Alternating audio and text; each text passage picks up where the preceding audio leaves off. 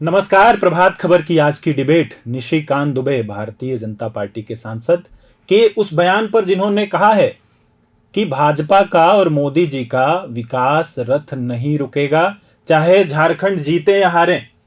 ये उनका बयान था। उन्होंने कहा कि हम उन लोगों को जो यहाँ पे रहते हैं और एनआरसी में नहीं आते हैं, हालांकि कहा कि खतियान आधारित एनआरसी में नहीं आते हैं, उन्हें बोरे में भर करके बाहर फेंकाएंगे। इस पर बातचीत करने के लिए हमारे भारतीय जनता पार्टी के प्रवक्ता अजय शाह जी, आपका स्वागत है, और सीनियर लॉयर अजीत सिन्हा जी, आपका भी स्वागत है।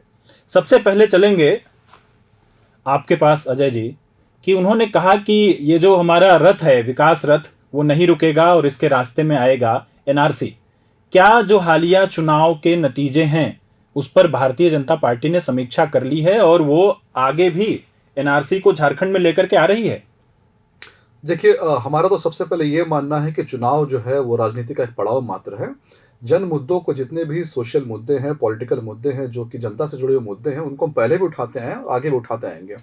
जहाँ तक घुसपैठियों की बात करें या फिर एनआरसी की बात करें, तो हमारा स्टैंड जो है इस पर आज से क्लियर नहीं है। हमारा स्टैंड इस पर काफ़ी लंबे समय से हम इस पर क्लियर रहे हैं कि जितने भी घुसपैठी है उनको हम भारत में घुसने नहीं दिया जाए और एनआरसी यहाँ पर लागू हो। इनफैक्ट अमित शाह जी, गृह मंत्री जी आए तो उन्होंने भी इस बात के संकेत दिए कि हम एनआरसी लागू करेंगे।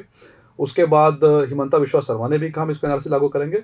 और सबसे बड़ी बात यह है कि एनआरसी का अगर एग्जांपल आप लेंगे तो आज असम में जो एनआरसी चल रहा है, उस असम के एनआरसी को किसने इंप्लीमेंट किया? उसको सुप्रीम कोर्ट के जजमेंट पे इंप्लीमेंट हुआ है। 2013 में जब लोग सुप्रीम कोर्ट गए और सुप्रीम कोर्ट में ये कहा कि असम में घुसपैठियां बहुत ज़्यादा है और हमें यहाँ पर एनआरसी की ज़रूरत है, तो सुप्रीम कोर्ट ने वहाँ पर सीधा आर्टिकल 144 को इन्वोक किया, जो कहता है कि हमारे मतलब हमें सपोर्ट करने के लिए, कोर्ट के जजमेंट को सपोर्ट करने के लिए पूरा का पूरा सिविल एडमिनिस्ट्रेशन जो उनके साथ देना चाहिए। और सुप्रीम कोर्ट आज भी उस मसले को मॉनिटर कर रहा है। तो कहने का यह मतलब है कि ऐसा मसला, एनआरसी जैसा मसला जिसपे कॉन्स्टिट्यूशन का स्टाम्प है, एनआरसी जैसा मसला जिसपे सुप्रीम कोर्ट का स्टाम्प है, तो उस एनआरसी का हम हमेशा समर्थन करते हैं। सिर्फ झारखंड ही नहीं, आने वाले समय पे हम ये चाहते हैं कि अभी तक यहाँ पर एनपीआर का कॉन्सेप्ट जो नेशनल पॉपुलेशन रजिस्टर, यानी जो लोग रह रहे हैं, लेकिन प्रॉपर सिटीजन कौन होगा, इसका एक रजिस्टर मेंटेन करना बहुत ज़रूरी है।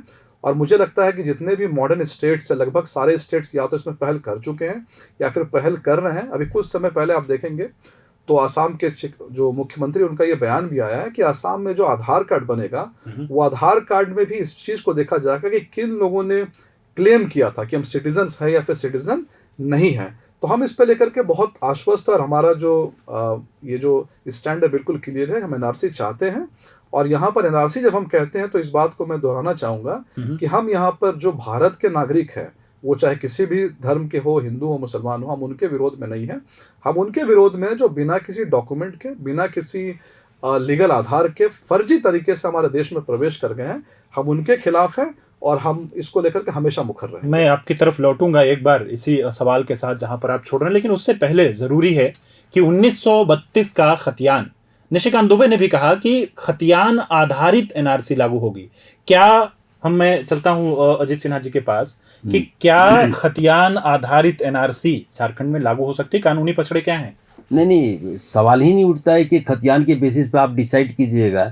2002 में जो है सो पूरे झारखंड में कांस्टेबल का जो है सो ये एम्प्लॉयमेंट का निकला हुआ था और ये मैटर चैलेंज हुआ। अच्छा। उसमें था, कंडीशन दिया था कि जिसके पास खतियान है they are entitled to apply. अच्छा। मतलब कि वही अप्लाई कर सकते हैं जिनके पास खतियान है। ये मैटर चैलेंज हुआ हाई कोर्ट में और हाई कोर्ट में 5 जजेस का बेंच बना और 5 जजेस का बेंच ने ये डिसाइड किया कि ऑन द बेसिस ऑफ खतियान के बेसिस पर आप ये डिसाइड नहीं कर सकते हैं कि कौन जो है सो झारखंड का रहने वाला है, कौन झारखंड का नहीं रहने वाला है। और जो है सो इसके बाद जो है इस जजमेंट के खिलाफ गवर्नमेंट ऑफ झारखंड इसके खिलाफ अपील जो है सो सुप्रीम कोर्ट में नहीं की और आज तक नहीं की है ना। तो वो जो है जजमेंट जो है सुप्रीम हाई कोर्ट का जो जजमेंट है वो एक्चुअली जो है सो लॉ बन चुका है। और ये जजमेंट जब तक जो है सो ये सेटिस्फाइड नहीं होगा तो आप जो है सो खतियान के आधार पर कैसे जो है सो खतियान आप लागू कर दीजिएगा भाई? पिछले सरकार भी जो है सो खतियान लागू करने का कोशिश की, खतियान का कानून तो बना दिए, लेकिन जो है सो कहे कि नहीं, 9वीं अनुसूची में सम्मिलित होगा तभी जा करके लागू होगा। ठीक है, तो इस पर आगे एक बार चलते हैं अजय जी के पास। अजय जी, अगर खतियान की बात करेंगे तो इस बार जो हुआ, जिस तरह का मैसेज लेकर के गए कि बांग्लादेशी घुसपैठिए झारखंड में रह रहे हैं और हम किन लोगों से आपकी जमीन बचाएंगे, जमीन का ही मामला है खतियान का पूरा, तो जमीन हम किन लोगों से बचाएंगे आपकी, जो लोग बांग्लादेश से आए और झारखंड की बेटियों के साथ उन्होंने शादी की और जमीन हड़प ली, उनसे हम खाली कराएंगे। लेकिन ये मैसेज जनता तक जाते जाते डाइल्यूट हो जाता है। उसमें यह आता है कि नहीं, ये खतियान आधारित या एनआरसी लागू करके हमसे हमारी जमीनें छीन लेंगे। लोगों में ये भ्रम है, आप इसे स्पष्ट करें। जी बिल्कुल, मैं थोड़ा सा इसमें संविधान पे जाऊंगा, थोड़ा सा एनआरसी को लेकर के, ताकि ये चीज़ें जो स्पष्ट होंगी। देखिए, भारत का जो संविधान है, भारत का कॉन्स्टिट्यूशन है, वो साफ साफ डिफाइन करता है कि सिटीजन, नागरिक जो है कौन है कौन नहीं। अगर आप संविधान में जाएंगे तो आर्टिकल 5 से लेकर के आर्टिकल जो 11 है, यहाँ पर सिटीजनशिप का जिक्र है, कौन भारत का नागरिक है कौन भारत का नागरिक नहीं है। वहाँ पर ब्रॉड लेवल पे एक तो टर्म है सिटीजन और एक टर्म है एलियन। एलियन टर्म मतलब कि बेसिकली फॉरेनर्स के लिए है। एलियन में भी दो कैटेगरी, एक है आपका एनिमी एलियन और एक है फ्रेंडली एलियन, यानी जैसे कि पाकिस्तान हमारा अभी जो एनिमी एलियन हो गया। जी। तो अब क्या है कि जब हमारा संविधान पास हुआ था तो संविधान ने उस समय ये डिफाइन किया कि भारत के नागरिक कौन है कौन नहीं है। और संविधान ने क्या किया उस वक्त, यानी कि 26 जनवरी 1950 जिस समय हमारा कॉन्स्टिट्यूशन इनफोर्स हुआ, उस दिन तक कुछ कैटेगरीज डिसाइड की कि कौन भारत में जिसका जन्म हुआ है, मान लीजिए कोई पाकिस्तान चला गया, पाकिस्तान से वापस आ गया, या फिर कोई ऐसे व्यक्ति जो भारत में नहीं थे लेकिन उनके जो पूर्वज वो कहीं भारत से जुड़े हुए थे, उनका प्रोसेस क्या है। तो कुछ कैटेगरीज को लेकर संविधान ने डिफाइन कर दिया, ये लोग नागरिक है और बाकी लोग नागरिक नहीं है। अच्छा। और आगे की जो कहानी है वो उन्होंने पार्लियामेंट के ऊपर में छोड़ दिया। पार्लियामेंट को यह कहा कि इसके बाद, यानी 26 जनवरी 1950 के बाद नागरिक कौन होगा कौन नागरिक नहीं होगा, ये आप डिसाइड कीजिए। अब यहाँ पर मसला एक बात यह है कि नागरिक कौन है और कौन नहीं है, ये इतना इंपॉर्टेंट क्यों है? क्योंकि जो सिटीजन्स होते हैं उन्हीं सिटीजन्स को यहाँ पर सिविल और पॉलिटिकल राइट्स मिलते हैं। मान लीजिए कि आर्टिकल 14 इक्वालिटी की बात करता है, आर्टिकल 16 पब्लिक एम्प्लॉयमेंट की बात करता है, तो आर्टिकल 16 का बेनिफिट किसको मिलेगा? जो सिटीजन्स है। जो नॉन सिटीजन उनको बेनिफिट मिलेगा नहीं। इसलिए संविधान का पालन अच्छे से तभी होगा जब अब इसका बेनिफिट हम सिटीजन्स को देंगे और सिटीजन से उम्मीद करेंगे कि उनके तरफ से एक फंडामेंटल ड्यूटी, जो मौलिक कर्तव्य है, उसका भी जो है पूर्ण रूप से पालन हो। अब मैं आपको ग्रेविटी बताता हूँ। मान लीजिए थोड़ी देर के लिए हम झारखंड को भूल जाते हैं, ये प्रॉब्लम जो आप बता रहे हैं कि जनता के पास नहीं पहुंचा, तो जैसे कि पार्लियामेंट ने पास कर दिया सिटीजनशिप एक्ट 1955 को पास कर दिया, और उसके बाद क्या हुआ कि धीरे धीरे धीरे ये समस्या जो है, असम का एग्जांपल ले तो असम में समस्या बहुत बढ़ने लगी। एक वक्त में समस्या इतनी बढ़ गई कि 70s के टाइम पे असम के लोगों ने यूनियन बनाया और वहां पर एक बहुत बड़ा जो विद्रोह हुआ, प्रोटेस्ट हुआ। और आप सोचिए कि प्राइम मिनिस्टर को इंटरवीन करना पड़ा, राजीव गांधी को, और असम और यूनियन गवर्नमेंट के बीच में एक असम अकॉर्ड साइन हो गया 1985 में। ठीक है, अब 1985 में साइन हुआ लेकिन असम अकॉर्ड का कभी पालन नहीं हुआ। सिंपल शब्द असम अकॉर्ड का मतलब है आप घुसपैठियों को आइडेंटिफाई कीजिए और उनको डिपोर्ट कीजिए।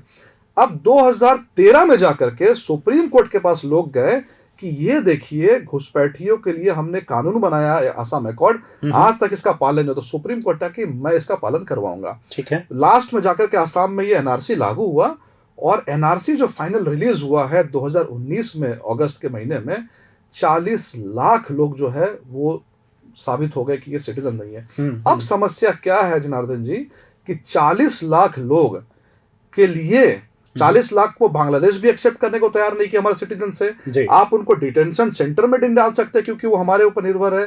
तो ये 40 लाख, अगर ये संख्या 5 लाख होता, 2 लाख होता, तो हम इससे डील कर सकते थे, लेकिन लोगों को समझ में नहीं आया और एक वक्त पे आके 40 लाख हो गया। तो झारखंड में भी अगर आज एनआरसी लागू कर दिया जाए तो हो सकता है ये संख्या 2 लाख हो, 4 लाख हो, लेकिन अगर इसको इग्नोर करेंगे, एलिफेंट इन द रूम है ये, इसको इग्नोर करते जाएंगे कि नहीं नहीं कुछ प्रॉब्लम नहीं, कोई प्रॉब्लम नहीं, तो हो सकता है एक समय पे आकर के हमारे पॉपुलेशन का 25% हो जाए। तो क्या उस समय हम डील कर पाएंगे? इसीलिए महत्वपूर्ण ये है कि जब ये समस्या एकदम इनिशियल स्टेज पे है, अगर आज हम इससे डील कर ले, हम इनको आइडेंटिफाई कर ले, एनआरसी लागू कर ले, तो आज समस्या को सॉल्व कर सकते हैं। लेकिन अगर ऐसा समय आ गया जब इनकी संख्या बहुत बढ़ जाएगी तो कोई भी वर्ल्ड का गवर्नमेंट इनसे डील नहीं कर पाएगा, जो हम आसाम में देख रहे हैं। सुप्रीम कोर्ट के सामने भी परेशानी है कि 40 लाख लोगों के साथ क्या किया जाए। उनको आप मार तो सकते नहीं है, डिटेंशन सेंटर में कितने दिन तक रखेंगे?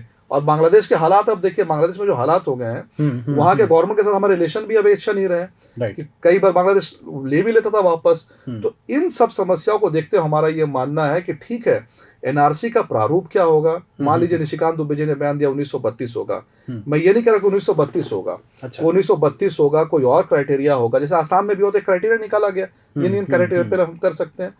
तो कहने का ये मतलब है कि क्राइटेरिया बाद में आए, उसका प्रोफोर्मा बाद में आए, लेकिन कम से कम ये तय हो जाए, एक पब्लिक के बीच में एक कंसेंसस बन जाए कि हाँ यहाँ के जो सिटीजन विलिंगनेस की बात उनका रजिस्ट्रेशन कम से जी, कम होने की प्रोसेस जो वो स्टार्ट शुरू हो जाए। एक बार चलते हैं अजीत कुमार सिन्हा जी के पास।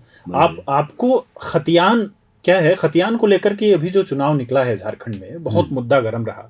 एक नए युवा उभरते हुए चेहरे हैं जयराम महतो, उन्होंने तो पूरा चुनाव लड़ लिया अपना खतियान के मामले पे। यह खतियान को लेकर के जो इतनी सारी बातें होती हैं, उसकी असलियत जरा एक बार आप हम बताते हैं ना। 2002 में प्रशांत विद्यार्थी का एक केस आया था जी, प्रशांत विद्यार्थी एंड अदर्स का।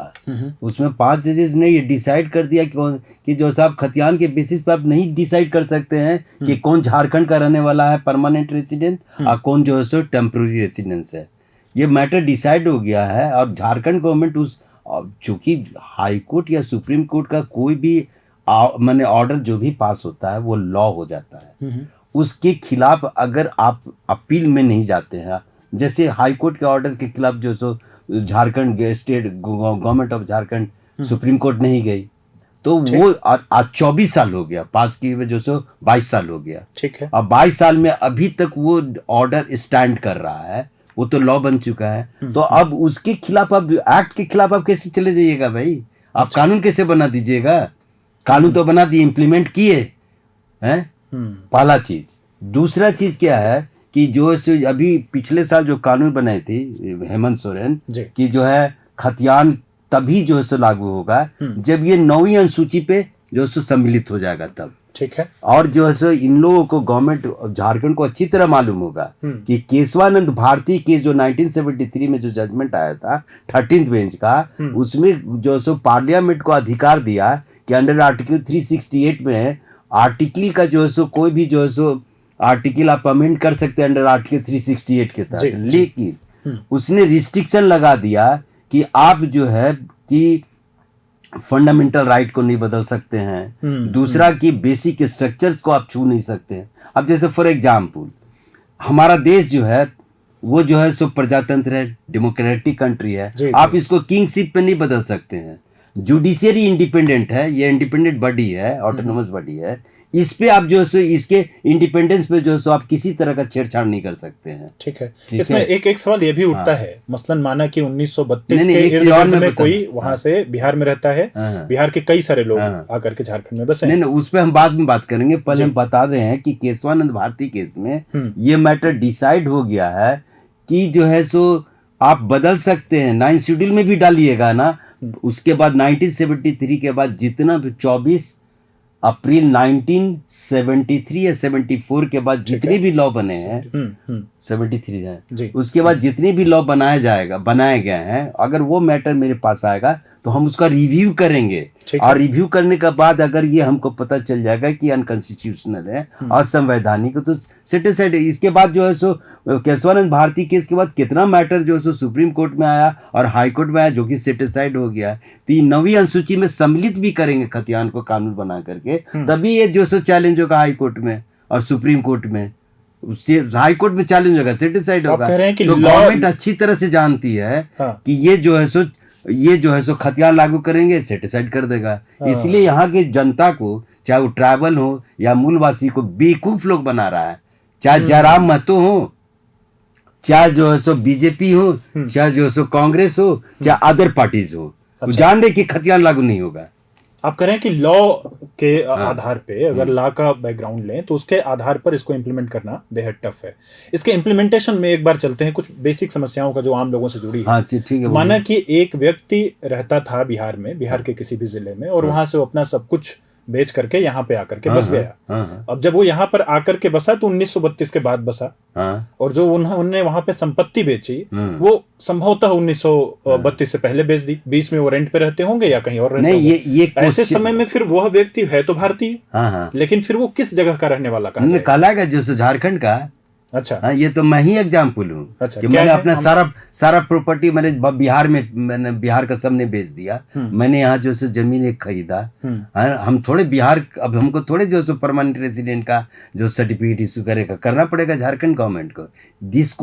यही क्वेश्चन पूछा गया था, जो सो 5 जजेस बेंच पूछे थे जो स्टेट के लॉयर से, कोई आंसर नहीं था। एक चीज और मैं बताना चाह रहा हूँ, ये 5 जजेस में जो जजेस जो है सो पहला क्वेश्चन पूछे थे पीपी राव से, अच्छा। जो झारखंड गवर्नमेंट को रिप्रेजेंट कर रहे थे, कि बहुत से लोग जो है इस पर, जिस समय देश आजाद हुआ है ना 15 अगस्त 1947, उसके बाद बहुत से लोग इस पाकिस्तान से, मैंने पाकिस्तान से माइग्रेट होकर के इंडिया में आ गए। ठीक है। वे जो है सो पूरे हिंदुस्तान में जगह जगह पे लोग एज ए रिफ्यूजी बसे। बहुत से रिफ्यूजी रांची में बसे हैं, उनको तो सिटीजनशिप मिल गया है, नागरिकता मिल गया है। तो कहाँ, मतलब कि उनके पास तो खतियान नहीं है। जब उनके पास खतियान नहीं है तो झारखंड के निवासी नहीं कहलाएंगे। जब नहीं कहलाएंगे तो उनका जो नागरिकता हवा में रहेगा। अच्छा जी, यही सवाल इस बात को जो अभी सत्तारूढ़ पार्टी है वो लोगों तक पहुंचाती है, और भारतीय जनता पार्टी सिर्फ यह बात कह के कि हम बांग्लादेशी घुसपैठियों को बाहर कर रहे हैं, हम बाकी लोगों को बाहर नहीं कर रहे हैं,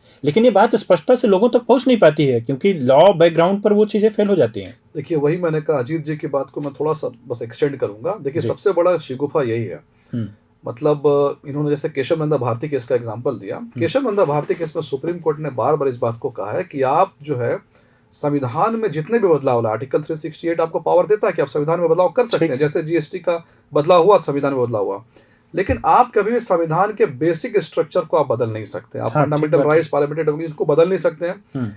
यानी जब कोई भी सरकार, अगर कांग्रेस की सरकार आ जाए, बीजेपी की सरकार आ जाए, आपके पास पूरे लोकसभा में सीटें, राज्यसभा में सीटें हैं, आपके पास पूरे स्टेट्स में भी सीटें हैं, तब भी आप संविधान को बदल नहीं सकते बेसिक स्ट्रक्चर उसका। लेकिन बार बार विपक्ष की तरफ से, इंडिया गठबंधन की तरफ से बार बार लोगों को इस बात को लेकर भ्रमित किया गया कि ये लोग जो है संविधान को बदल देंगे और संविधान को बदल देंगे। और उदाहरण के लिए जैसे कि ये बार बार इंडिया गठबंधन के लोग इस बात को कहेंगे कि हम XYZ बिल लेकर के आएंगे और इसको 9th शेड्यूल में हम डाल देंगे। ठीक है। 9th शेड्यूल सिंपल सी चीज है। 9th शेड्यूल नेहरू के समय में बनाया गया, लैंड से रिलेटेड जो एक्ट है उसको डालने के लिए कि आप जुडिशियल रिव्यू नहीं करें। लेकिन केशव नंदा भारती केस के बाद में IR Coelho versus state of Tamil Nadu, इस केस में सुप्रीम कोर्ट ने साफ साफ कहा कि केशव नंदा के केस के बाद कोई भी कानून आप 9th शेड्यूल में डालेंगे तो हम उसको क्या करेंगे, रिव्यू कर सकते हैं। यानी अगर आप ये कह रहे हैं कि हम कोई भी कानून बना करके 9th शेड्यूल में प्रोटेक्ट कर देंगे, तो आप ये संविधान का मजाक उड़ा रहे हैं, सुप्रीम कोर्ट का मजाक उड़ा रहे हैं। यही बात हम बार बार कह रहे हैं कि ये लोग जो पेनिट्रेट करके बार बार इन्होंने जो भ्रम फैलाया कि बीजेपी संविधान बदल देगी, बीजेपी रिजर्वेशन छीन लेगी, इस तरह का जो भ्रम फैलाया। और politics is it has to lot to do about narratives. उनका एक नैरेटिव, हमारा एक नैरेटिव है। हम ठीक है, अपने जो हमारी स्टैंड था उसको हम समझाने में नहीं हो पाए, उसमें हम अभी समीक्षा कर रहे हैं, लेकिन हम इस मुद्दे को लेकर के चलेंगे और आगे भी हम लोगों संविधान को समझाएंगे। एक चीज मैंने साहब जी, जैसे 9th शेड्यूल जो संविधान में डाला गया था ना, कि अगर कोई कानून बना के कोई भी स्टेट या सेंटर जो भी है, वो अगर 9th शेड्यूल में संविधान के 9वीं अनुसूची में डाल दीजिएगा तो उसको किसी भी कोर्ट में, पूरे कंट्री में, ऑल ओवर इंडिया, किसी भी कोर्ट में आप चैलेंज नहीं कर सकते थे। लेकिन केशवानंद भारती केस के बाद हर एक कानून जो आप चाहे आप 9th शेड्यूल में डालिए मत डालिए, अगर डाल भी देते तब भी ये चैलेंजेबल है। अगर कोर्ट को लगेगा कि असंवैधानिक है, सेट असाइड कर देगा। ना, केशवानंद भारती केस के बाद से बहुत सा केसेज सुप्रीम कोर्ट में भी आया है और हाई कोर्ट में बहुत सा केसेस सेट असाइड हुआ है भाई। 2019 में ही एक रेवेन्यू का मैटर था जो कि 9th शेड्यूल में डाल दिया था, कलकत्ता का मैटर था, वो भी चैलेंज हुआ, जो सो सेट असाइड हुआ। इसमें ना दोनों लोगों से मैं एक राय लूंगा। ये युवाओं से जुड़ा हुआ मसला है, जो युवा पॉलिटिक्स के पुरोधा और युवा पॉलिटिक्स के जो मुखर अभी नाम है जयराम महतो, उन्होंने खास तौर पर खतियान की चर्चा कर करके एक बड़ा प्रभाव छोड़ा है झारखंड के। जयराम महतो जी से पूछिएगा ना, पूछिए आप कि आप खतियान को लागू कैसे कीजिएगा भाई। 5 जजेस के बेंच का जो फैसला है उससे आप ऊपर हैं क्या? You are above the law, आप कानून से ऊपर हैं क्या? आपका क्या टेक है सर? भारतीय जनता पार्टी क्या कहती है? देखिए, मैं वही कह रहा हूँ कि राजनीति में कई बार क्या होता है कि एक प्रोमिसेस करना एक और बात होती है और प्रोमिसेस को निभाना एक और बात होती है। एक मैं थोड़ा सा एग्जांपल देना चाहूंगा। जैसे कि मान लीजिए कि झारखंड मुक्ति मोर्चा ने ये प्रॉमिस किया था कि हम जो है प्राइवेट सेक्टर में 75% रिजर्वेशन देंगे। लेकिन आर्टिकल 16 जो है वो साफ साफ कहता है कि रिजर्वेशन अभी तक जो है पब्लिक एम्प्लॉयमेंट में दिया जा सकता है। ठीक है। यानी कि प्राइवेट सेक्टर में अगर आपको रिजर्वेशन देना है तो पहले आपको आर्टिकल 16 अमेंडमेंट करना पड़ेगा। यानी बिना आर्टिकल 16 अमेंडमेंट किए आपने ये प्रॉमिस क्यों किया? ये प्रॉमिस आपने सिर्फ किया वोट को लेने के लिए। ऐसा ही सेम केस हरियाणा और कर्नाटक का जब ये कोर्ट में गया तो स्ट्रक डाउन हो गया कि उन्होंने कहा कि भाई हम इस बेसिस पे रिजर्वेशन अभी दे ही नहीं सकते हैं। और युवाओं की जहां तक जनार्दन जी आपने बात की तो मेरा तो ये कहना है कि जो युवा है मतलब पहली बात तो हम जिस खतियान की बात करते हैं या फिर रिजर्वेशन की बात करते हैं वो हम बात करते हैं पब्लिक एम्प्लॉयमेंट में जो गवर्नमेंट के पास जॉब्स है। तो हमारा तो एक ये भी मानना है कि भाई गवर्नमेंट जॉब्स बहुत कम है, लिमिटेड है। तो हमारा अगर ओवरऑल इकोनॉमिक डेवलपमेंट होगा पूरे के पूरे स्टेट का तो वहां पर युवाओं को ज्यादा नौकरियां मिलेंगी। ठीक है। तो युवा जो है इन नेताओं में जो भी नेता आपसे फर्जी वादे करते हैं उनके भ्रम में नहीं आकर के आप अगर स्किल डेवलपमेंट पे ध्यान दें, कलेक्टिव डेवलपमेंट पे ध्यान दें तो चीज़ें ज़्यादा कारगर साबित होगी। अगर हमारा स्टैंड बिल्कुल साफ है, हम जब सरकार में आएंगे, जब भी हम सरकार में है नहीं, जब हम सरकार में आएंगे हम एक रिक्रूटमेंट पॉलिसी जो है एक सशक्त रिक्रूटमेंट पॉलिसी लाएंगे। और जैसा अजीत सिन्हा जी ने कहा कि ऐसी पॉलिसी लेकर के आना जो कि हाईकोर्ट में चैलेंज नहीं हो। जैसे आपने एक चीज़, छोटा सा चीज़ मैं आपको बता रहा हूँ, आपने देखा होगा कि कई बार जेएमएम की तरफ से एक ऑफिशियल चीज़ आती है कि XYZ लोग मैया समान के विरुद्ध में कोर्ट जा रहे। अरे भाई वो कोर्ट जा रहे हैं ना, कोर्ट के पास पावर है चीजों को डिसाइड करने का। आप ऐसा कानून क्यों लाएंगे कि आपको ये डर रहता है कि कोई कोर्ट में जाकर के स्टे लगवा देगा? कोर्ट हवा में स्टे नहीं लगाता। अगर कोर्ट देखेगा कि किसी कानून से फंडामेंटल राइट्स का वॉयलेशन हो रहा है, इक्वालिटी को नहीं दिया जा रहा है, तो वह लटकाएगा। जैसे छोटा सा एग्जांपल 1932 का लेता हूं। 1932 में ये देखा गया कि कोल्हान जो रीजन है, पश्चिम सिंहभूम जो रीजन है, उस रीजन के लोगों के पास में 1932 का खतियान नहीं है। मतलब पूरे के पूरे रीजन में बहुत कम लोग थे जिनके पास 32 का खतियान था। और वो मेरे ख्याल से झारखंड में बहुत पुराने लोग हैं कोल्हान की धरती पर। तो जब कोर्ट में मसला गया तो कोर्ट ने यही कहा ना कि आप यहाँ पर इक्वालिटी का वॉयलेशन कर रहे हैं, हम इसको थोड़ा जांचेंगे देख करके। ठीक है। तो आप ऐसा कानून बनाइए कि वो सुप्रीम कोर्ट और हाई कोर्ट के लीगल स्क्रूटनी में पास हो जाए। हम एक चीज बताना चाहेंगे जनार्दन जी, झारखंड के आदिवासी मूलवासी, समझे ना, खास करके आदिवासी इतने भोले भाले और जो सो इनोसेंट है अभी भी, है ना, इनको जो है सो बिना मतलब का, मतलब कि इनको बरगलाया जा रहा है, बेवकूफ बनाया जा रहा है मूलवासी को भी कि अरे भाई खतियान लागू होता हो, है ना। और हम जान रहे हैं कि अच्छी तरह किसी में हिम्मत नहीं है और किसी में ताकत नहीं है कि जो सो खतियान को लागू करा देगा। ये लोग जो सो कानून से ऊपर नहीं ना है। 5 जजेस का जब फैसला हो चुका है जजेस, उससे ऊपर नहीं, जो कानून बन चुका है, तो जब तक वो ऑर्डर सेटिस्फाइड नहीं होगा कानून कैसे खतियान लागू हो जाएगा भाई? ये चीज समझा है पाली? ठीक है। तो इस डिबेट को हम यहाँ पे समाप्त करेंगे। जो लॉ, अच्छा एक चीज और नहीं, एक चीज और बताना चाह रहे हैं। हाँ। ये जो मैंने देखते हैं कि चुनाव के पहले सरकार जो है, कोई भी सरकार हो या कोई भी पार्टी हो, इतना तरह का जो स्कीम लागू कर देता है। इन लोग को समझना चाहिए, या जनता भी समझना चाहिए कि ये जो मैया योजना या किसी तरह का कोई योजना में आप 2500 दे रहे हैं, कोई 2000 का वादा कर रहा है, क्या है भाई? ये टैक्स पेयर का पैसा है ना, पब्लिक मनी का। इस पर हम एक अलग से डिबेट हम लेंगे। आज हमारा ताल्लुक इस डिबेट का खतियान से था, एनआरसी से था। तो इस डिबेट को हम यहीं पे समाप्त करेंगे, जिसमें 2 बातें स्पष्ट हुई। भारतीय जनता पार्टी का क्लियर रुख है कि वो एनआरसी को लेकर के आना चाहते हैं और बांग्लादेशी घुसपैठियों पे अपना वो जो स्टैंड है वो झारखंड में बना करके रखेंगे। वो अभी अजय शाह जी भी उसी के बारे में कह रहे थे। और अजीत सिन्हा जी ने कहा कि लॉ बैकग्राउंड पर तो अभी खतियान को लागू करना लगभग इम्पॉसिबल जैसा नजर आता है। बहुत बहुत धन्यवाद। प्रभातखबर.com, विश्वास वही, रफ्तार नहीं।